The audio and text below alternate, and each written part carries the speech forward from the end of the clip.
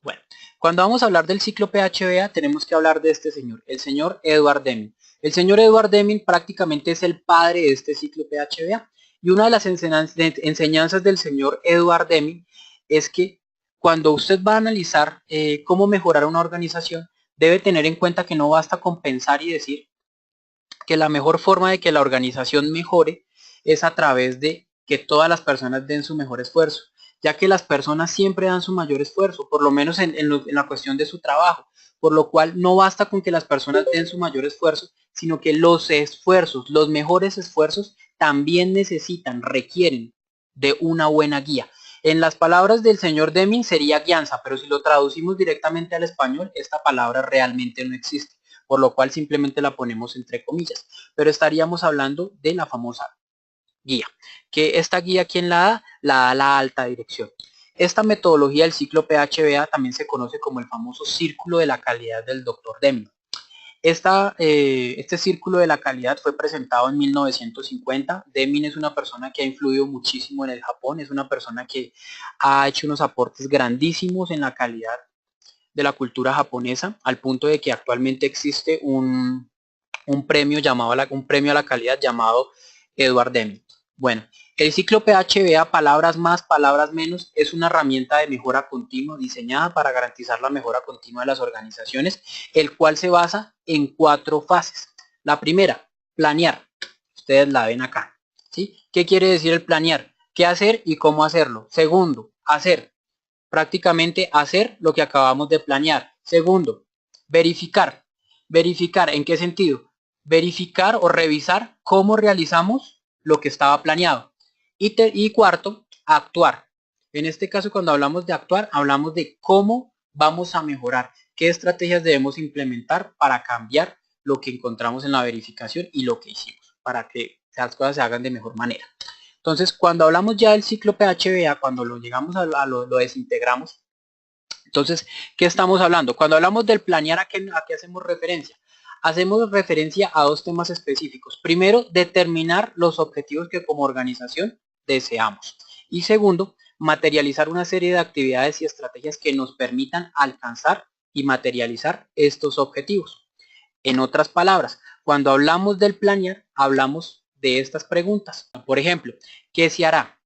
¿Cómo lo haremos? ¿Cuándo lo haremos? ¿Dónde lo haremos? ¿Quién lo hará? ¿Con qué elementos lo vamos a realizar? ¿Y para qué lo vamos a hacer? De igual manera, en el planear también nos preguntamos o realizamos una serie de temas transversales, como por ejemplo, ¿cómo se evaluará lo que hicimos? ¿Con qué datos vamos a realizar esta evaluación? ¿Para qué tenemos la necesidad de evaluar? Y por último, ¿qué es lo que vamos a hacer nosotros con los resultados de la evaluación? Prácticamente lo que nosotros definimos acá se convierte en los insumos que nosotros vamos a utilizar acá y que nos van a ayudar a responder estas preguntas que están acá. Pero continuamos. Entonces, ustedes se preguntarán, bueno, pero la planeación es qué o cómo yo logro materializar la planeación. Bueno, la planeación la logramos materializar de la siguiente manera. Cuando hablamos de planeación, hablamos de que planear es determinar una serie de resultados que como organización esperamos o deseamos. Segundo, cuando hablamos de planear, hablamos de definir una serie de estrategias que nos permita lograr tanto la misión como la visión de la organización, o sea, lo que nosotros planteamos como organización, aumentar las probabilidades de éxito.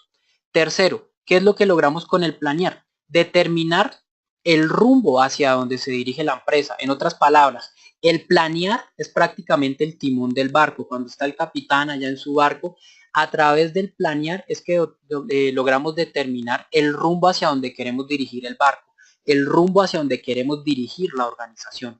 Por eso es que el planear es tan importante.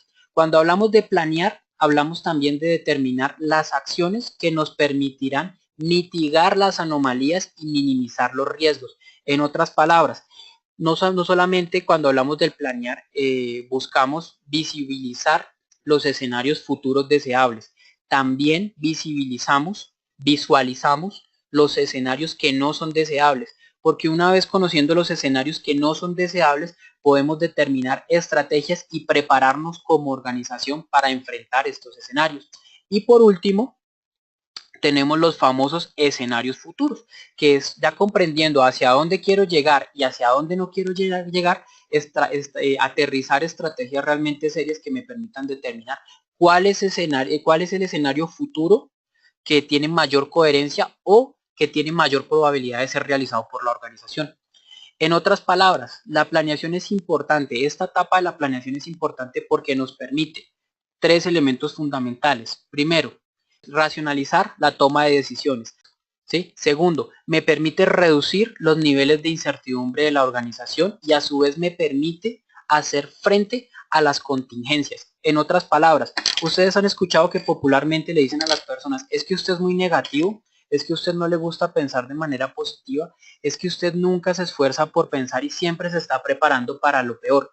Dice, muchachos, un administrador público no es ni positivo ni negativo. Un administrador público por esencia es realista.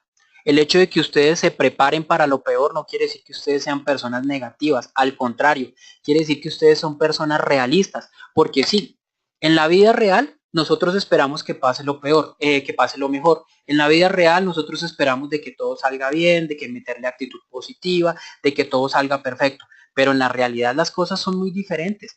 Los administradores públicos se deben preparar para todo. Los administradores públicos deben tener la capacidad de visibilizar, de visualizar cuáles son los escenarios futuros y los escenarios futuros que deseamos y los escenarios futuros que no deseamos. Porque si usted se prepara únicamente para lo mejor y resulta que le llega lo peor, usted no va a estar preparado para asumir ese tipo de retos. Usted no va a estar preparado para asumir las anomalías y para corregirlas. Entonces usted simplemente se va a encontrar desarmado y si usted está dirigiendo una organización, pues imagínese, usted va a dirigir una organización basado en el pensamiento de que todo va a salir bien y cuando las cosas salgan mal, resulta que usted no está preparado para enfrentar este tipo de situaciones. Y como usted no está preparado para este tipo de situaciones, pues no solamente se va a comprometer como administrador público, sino también va a comprometer a toda la organización.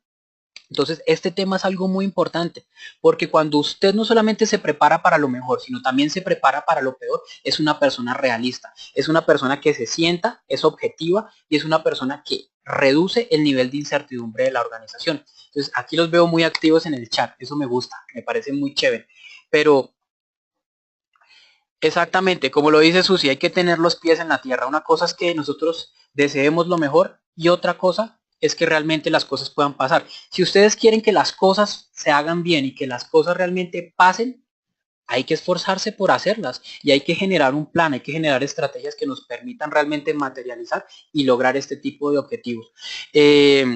Hay que generar también herramientas. Entonces, no sé si Alejandro le está apuntando realmente a esto, pero en general lo que nosotros queremos es estar, o sea, hay que prepararnos no solamente para lo mejor, sino para lo peor. Un buen administrador público, un buen gerente público, es más, un gerente en general, así sea del campo privado, tiene que tener los pies en la tierra y tiene que estar pensando, ojo, sí, perfecto, la organización va para esto, pero ¿cuáles son las probabilidades de que pase? ¿Y cuáles son las probabilidades de que no pasen?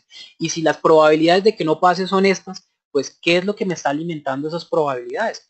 Entonces, ya lo vamos a ver en un ejemplo específico que les voy a poner acá para que podamos ir aterrizando toda esta chacha que estamos viendo.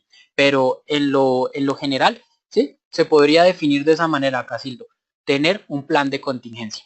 Entonces, bueno, cuando hablamos, nos vamos a saltarnos este pedacito porque realmente no nos nutre y estamos contra el tiempo. Entonces vamos a ir directamente al ejemplo, muchachos. Este ciclo del PHBA ustedes lo pueden ver desde el tema teórico y pues sí, se vuelve al final un tema bastante como aburridor, pero entonces lo vamos a hacer. Vamos a hacer un ejercicio rápido de cómo lo vamos a hacer. Entonces, digamos que a nosotros nos van a contratar para una capacitación en la PUN o una capacitación en una organización, la que ustedes quieran, la Superintendencia de Sociedades. Entonces a nosotros nos toca liderar el tema de la capacitación. Para realizar esta capacitación, entonces primero nos vamos a sentar en la primera etapa del PHBA, la etapa del planear, o sea, pensar. Vamos a pensar qué es lo que vamos a hacer. Entonces, nosotros teníamos unas preguntas específicas que yo les mostré aquí, si ustedes las pueden ver. Son estas preguntitas que están aquí arriba, ¿correcto? Entonces, esas preguntas ahora las vamos a materializar. Entonces, cuando nos preguntamos para qué hacerlo, ¿a qué le apuntamos? Estamos apuntando a determinar la necesidad. En este caso, tenemos que determinar la necesidad de la capacitación. ¿Realmente necesitamos una capacitación? ¿Por qué necesitamos esta capacitación? ¿Realmente nuestros servidores públicos o nuestro personal necesita esta capacitación? Entonces, esta etapa del para qué hacerlo es la etapa de justificación, lo que le va a justificar, lo que va a seguir de soporte para realizar esta capacitación. Luego llegamos a la pregunta de ¿para quién? Bueno, listo, sí, realmente necesitamos una capacitación. Necesitamos una capacitación, no sé, en sistemas de gestión de calidad. Punto. Vamos a dejarlo así global. Esta capacitación de sistemas de gestión de calidad, ¿a quién se la vamos a dar? ¿Se la vamos a dar a todo el personal o realmente se la vamos a dar al personal específico de una dependencia, de una oficina? Entonces nosotros determinamos, no, pues en este caso creo que sería importante tenerlo de manera específica. Entonces se lo vamos a dar a las personas de la oficina asesora de planeación, porque ellos necesitan fortalecer este tema según lo que nosotros hemos identificado. Entonces aquí podemos determinar el número de asistentes y el número de beneficiarios de esta capacitación. Luego, ¿qué logramos responder? ¿Cómo vamos a hacer esta capacitación? Podemos hacer esta capacitación presencial o podemos hacer esta capacitación virtual. Depende de la disponibilidad que tengamos, tanto de recursos como la disponibilidad de las personas que van a recibir estas capacitaciones. A veces una capacitación virtual es mucho más práctica porque la persona que no pueda asistir por lo menos puede ver el video. De igual forma, también una capacitación presencial tiene un plus, y es que las preguntas se pueden hacer de manera inmediata, pero cuando se maneja una buena metodología virtual, las preguntas también pueden ser inmediatas. Pero entonces aquí en esta etapa del planear nos preguntamos cómo vamos a realizar nuestra capacitación. Luego nos preguntamos cuándo hacerla. Es válida hacerla entre semana, hay disponibilidad para hacerla los fines de semana, la podemos hacer en la noche, la podemos hacer en la mañana. Entonces aquí en el plan ya nos preguntamos cuándo la vamos a hacer, cuándo, cómo hacerla y cuándo la vamos a hacer. Luego nos preguntamos cuáles son los recursos que necesitamos. En otras palabras, ¿con qué vamos a hacer la capacitación? Si es una capacitación presencial, pues obviamente vamos a necesitar lápices, vamos a necesitar hojas, vamos a necesitar carteleras, vamos a necesitar una serie de material lúdico que me permita a mí realizar esta capacitación. Exactamente, tanto elementos tangibles como intangibles. Entonces, una serie de recursos. Estos recursos también pueden ser de otro tipo, por ejemplo, las aulas, los pupitres, por ejemplo.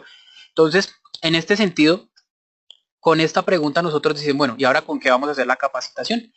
También cuando hablamos de con qué vamos a hacer la capacitación, estamos determinando un alcance de la capacitación. Por ejemplo, ¿qué tiempo disponemos? Disponemos de 1 hora para hacer la capacitación. Segundo, ¿qué temas deben ir incluidos en la capacitación? ¿Y cuál es el enfoque que le vamos a dar a la capacitación? Ejemplo, es una institución pública a la que estamos trabajando. En este sentido, el enfoque que nosotros debemos darle a esta capacitación es un enfoque pues dedicado a los servidores públicos. Es un enfoque que obviamente no va a ser muy nutritivo irnos desde la ISO 9001 sabiendo que la norma técnica de calidad para la gestión pública NTCGP 1000-2009 es el enfoque que realmente ellos están esperando. No les vamos a omitir, por ejemplo, el SISTEDA si realmente necesitan saldar dudas frente al SISTEDA o frente al sistema de control interno. Entonces, aquí es donde nosotros determinamos un alcance en cuanto a tiempo, en cuanto a temas, en cuanto al enfoque que le vamos a dar.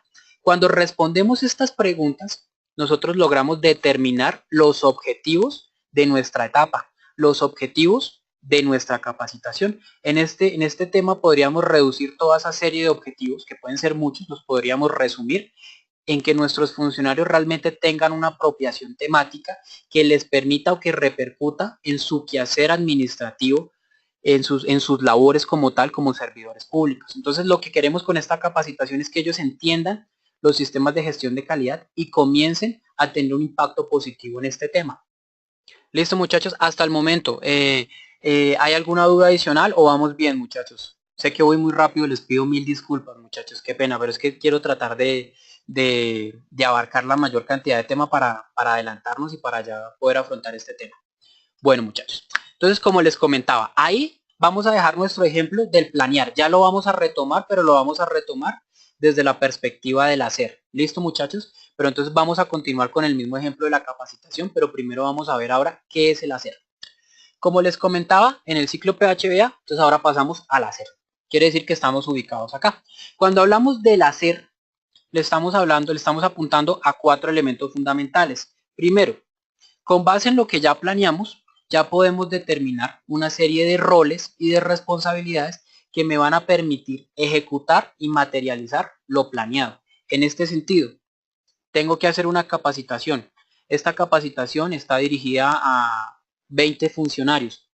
Para hacer un ejercicio práctico, o sea, un ejercicio teórico práctico, yo voy a necesitar a 3 capacitadores. Voy a necesitar un capacitador principal que se encargue de hacer la fundamentación general de los sistemas de calidad, y voy a necesitar a 2 capacitadores auxiliares que vayan por cada uno de los grupos de trabajo y que a su vez vayan aterrizando toda la metodología, vayan aterrizando todos los temas que estamos tratando, con el fin de que las personas tengan una apropiación completa de todo lo que estamos tratando. De igual forma, ¿a qué le apuntamos? Le apuntamos a definir y proveer los recursos necesarios para el cumplimiento del plan. Esto ya lo hicimos en el tema de la planeación, pero ahora vamos a definir cómo los vamos a gastar, cómo los vamos a asignar, a quién se los vamos a entregar, cómo los vamos a administrar. Entonces, aquí en el hacer le estamos apuntando a esto.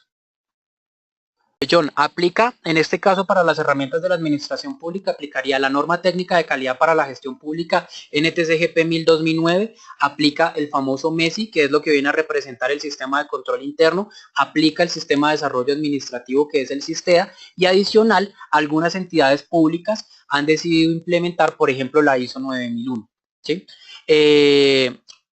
Reglamentarias u obligatorias, la NTCGP 1000, el MESI y el SISTEA. Obviamente las entidades públicas pueden generar otro tipo de sistemas de calidad según la necesidad que ellos evidencien. Un ejemplo específico, el Departamento Nacional de Planeación. Cuando ustedes van al Departamento Nacional de Planeación, se percatan que el Departamento Nacional de Planeación está certificado en el ISO 9001 y está certificado a su vez en la NTCGP 1000, por ejemplo. Pero entonces eso depende también, pero digamos que las 3 obligatorias son esas que le acabo de mencionar. Bueno, entonces como les comentaba, también el hacer le apunta también a desarrollar acciones o a materializar las acciones o a ejecutar las acciones que fueron definidas en el plan. Un ejemplo, se había dicho que durante la capacitación íbamos a hacer un ejercicio teórico práctico que permitiera ejemplificar la caracterización de un proceso. Entonces en este ejercicio lo que hacemos es desarrollar cada una de las actividades que nosotros especificamos en la planeación. Y por último llegamos a esto, que es algo muy importante y repetitivo en cada uno, tanto en el hacer, en el verificar y en el actuar. Documentar y registrar las acciones que han sido desarrolladas. Entonces, palabras más, palabras menos, ¿cómo les logramos materializar este tema? Lo materializamos de la siguiente manera. El hacer es simplemente materializar o ejecutar lo que yo ya planeé, lo que definí. En otras palabras, si yo ya hice todo este proceso, entonces ahora lo voy a aterrizar, y lo voy a aterrizar por medio de una ejecución. Lo voy a ejecutar lo planeado, y no solamente eso, sino que voy a hacer una serie de recolección de datos que me va a permitir tener información que me permita retroalimentar tanto el verificar como el actuar. Esta información o esta recolección de la información yo la logro materializar a través de ¿qué? A través de unos documentos que me van a servir de soporte y que me van a servir a su vez de evidencia, y que me van a manifestar quiénes asistieron a la capacitación, qué temas se trataron en la capacitación, cómo se realizó la capacitación, qué ejemplos se pusieron en la capacitación, etcétera, etcétera, etcétera. Entonces ahora vamos a nuestro ejemplo aplicado. Volvemos a nuestra capacitación. Ya estamos en la etapa del hacer. Entonces resulta que en la capacitación o en la etapa del hacer, ahora vamos a ejecutar nuestra capacitación. En este sentido, para que nosotros podamos ejecutar nuestra capacitación sobre sistemas de gestión de calidad, vamos a determinar unos responsables. O sea, vamos a determinar unas responsabilidades y unos roles. En este orden de ideas, ¿qué vamos a decir? Bueno, vamos a determinar quién va a ser el capacitador principal y quiénes van a ser los 2 capacitadores de apoyo. Entonces, en este caso podemos decir, no, mire, Alexandra va a ser la capacitación principal, Carlos va a ser el capacitador de apoyo y Lorena va a ser el capacitador de apoyo número 2. ¿Listo?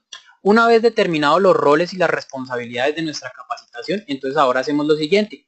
¿Qué recursos o insumos necesitamos para la capacitación? Estos recursos e insumos ya están especificados en la etapa de la planeación. Entonces nos dicen, ojo, la capacitación debe tener un video BIM, debe tener lápices, debe tener esferos, debe tener hojas, debe tener carteleras, debe también tener no sé, un computador de apoyo, etcétera, etcétera, etcétera. Entonces, en este caso, como nosotros ya conocemos cuáles son los recursos, entonces ahora los asignamos. Se los asignamos a los responsables y los asignamos también por medio del rol. Ellos se van a encargar de hacerle llegar directamente este material a nuestro personal que está en capacitación. Luego, ¿qué hacemos? Desarrollamos cada una de las actividades previstas en nuestro plan, según las etapas que tenemos programadas. Entonces dijimos, en los primeros 20 minutos vamos a hablar del SISTEDA, en los segundos 20 minutos vamos a hablar de, no sé, del sistema de control interno según el MESI, y en los minutos que nos quedan vamos a hacer una actividad práctica. Un ejemplo, eso es un ejemplo como tal, pero para poderlo aterrizar. Y luego de que terminamos nuestra labor, luego de que terminamos de ejecutar la capacitación, luego de que hicimos la capacitación, entonces, ¿qué obtenemos? Obtenemos un registro documentado de las acciones que hicimos, de las anomalías que encontramos, de los retos a los que nos enfrentamos, de las personas que asistieron y en general de todo lo que nos pasó dentro de nuestra capacitación. Entonces, hasta este momento podríamos decir que con el hacer vamos a la mitad de nuestro plan, de nuestro proceso. ¿Por qué? Porque ya lo planeamos, ya lo materializamos. Ahora viene lo más importante. Lo más importante viene verificar y actuar. Bueno, muchachos, hasta este momento, antes de iniciar con el verificar, ¿tienen alguna pregunta? ¿Tienen alguna inquietud? ¿Hay algo en lo que no he sido claro? Bueno, entonces ahora pasamos a nuestro verificar. Cuando hablamos del verificar, ¿a qué le estamos apuntando? Le estamos apuntando a establecer mecanismos de seguimiento y de verificación. Pero como recuerdan, nosotros aquí en esta etapa del planear ya habíamos hecho como un avance frente a este tema. Ya habíamos indicado cómo vamos a evaluar, cómo vamos a medir, cómo vamos a hacer seguimiento. Bueno, esta etapa del verificar es prácticamente materializar todos los mecanismos de seguimiento y verificación que dispusimos en la planeación. De igual forma, esta etapa del verificar nos permite también establecer una serie de indicadores y de modelos de evaluación que nos va a permitir identificar si realmente lo que hicimos en el hacer corresponde a lo que planeamos, si las anomalías o errores que se presentaron en el hacer realmente corresponden a una mala planeación o corresponden a una mala ejecución de lo planeado, etcétera, etcétera, etcétera. Y de igual forma, con el verificar establecemos acciones enfocadas exclusivamente o dirigidas hacia el seguimiento y el cumplimiento de lo planeado. Y por último, retomamos esto: documentar y registrar los resultados. ¿Por qué documentamos y registramos los resultados? Todos los sistemas de gestión de calidad hacen esto. ¿Y por qué lo hacemos? Porque debe haber un reporte, debe haber un registro inmediato, un registro que nos permita soportar qué fue lo que nosotros hicimos, qué fue lo que nosotros planeamos y qué fue lo que nosotros encontramos después de lo que nosotros ejecutamos. ¿Con el fin de qué? Con el fin de poder crear estrategias de mejora, de mejoramiento continuo, y que las personas que lleguen nuevas, que de pronto se fue una persona y llegó una nueva persona a la organización que va a asumir el proceso o que va a asumir la verificación, tenga elementos suficientes para realmente diagnosticar, para verificar y para entender qué fue lo que se hizo y por qué se falló. En otras palabras, aterrizando todo este cuento del verificar, cuando hablamos de verificar, hablamos de identificar realmente, ¿cumplimos con lo planeado? ¿Hicimos lo que planeamos? Segundo, ¿logramos los resultados que planeamos o que esperamos? ¿Fueron resultados realmente descabellados o sobredimensionados? Segundo, ¿cuál fue nuestro nivel de eficacia y eficiencia? ¿Nos alcanzaron los materiales o realmente pusimos muy pocos materiales, o los elementos eran muy malos, o los bolígrafos se quedaron sin tinta, o las hojas estaban mohosas, o resulta que el salón que estaba tenía mucho ruido, etcétera, etcétera, etcétera? Cuarto, ¿qué impacto logramos en nuestros clientes? En este caso, ¿qué impacto logramos en las personas que estaban siendo capacitadas? ¿Realmente tuvieron una apropiación del tema o quedaron totalmente perdidos y no supieron para qué se realizó este tema?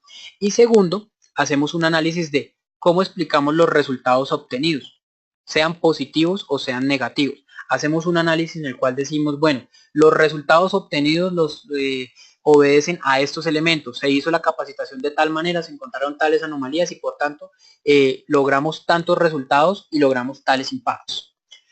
Ejemplo aplicado, para tenerlo un poquito más claro: nuestra capacitación. Terminamos nuestra etapa de capacitación y entonces comenzamos a revisar quién hizo la capacitación, cuándo se hizo la capacitación, quiénes recibieron la capacitación, qué temas incluyeron en la capacitación, ¿Qué tiempo se empleó en la capacitación? Una vez obtenido este tema, entonces nosotros podemos identificar, ojo, la persona que hizo la capacitación realmente tenía un manejo, un buen dominio del tema.